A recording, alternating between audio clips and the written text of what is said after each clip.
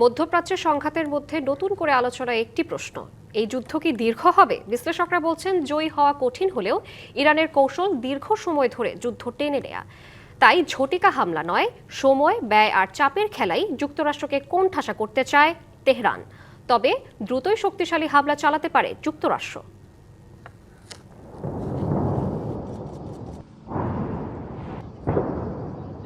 ইরানের শাসন ব্যবস্থা পরিবর্তনের লক্ষ্য নিয়ে দেশটিতে যৌথ হামলা চালাচ্ছে যুক্তরাষ্ট্র ইসরায়েল।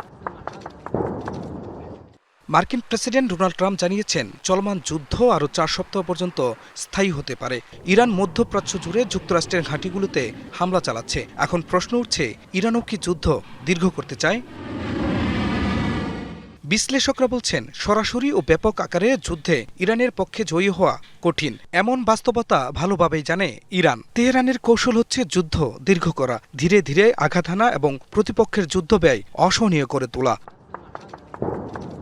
সামরিক বিশ্লেষকদের মতে যুক্তরাষ্ট্র দ্রুতই একটি সীমিত কিন্তু শক্তিশালী পাল্টা হামলা চালাতে পারে। কয়েক ঘন্টা বা কয়েকদিনের মধ্যে ইরানের বড় ক্ষতি করে যুদ্ধবন্ধের ডাক ওয়াশিংটনের পরিচিত কৌশল। কালার এক্সপার্ট ডার্ক স্যাপ এবং মাইল্ড অন হ্যান্ডস টেকনোলজি সমৃদ্ধ অরিক্স অ্যাডভান্স ডিটারজেন্ট পাউডার আপনার লন্ড্রি এক্সপার্ট।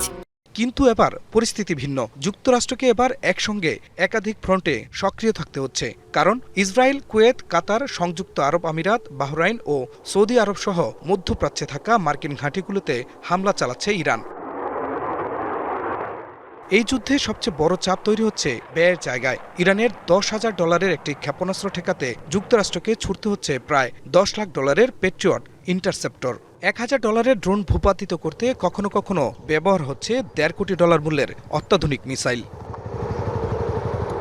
বিশ্লেষকদের হিসেব অনুযায়ী মধ্যপ্রাচ্যে যুক্তরাষ্ট্রের সামরিক ঘাঁটিগুলোর সম্মিলিত মূল্য প্রায় $16 ট্রিলিয়ন, যা বিশ্বের অন্তত 20 থেকে 30টি দেশের মোট অর্থনীতির সমান। এই ঘাঁটিগুলো বড় ধরনের ক্ষতির মুখে পড়লে বড় সামরিক ও অর্থনৈতিক ধাক্কা খাবে দেশটি।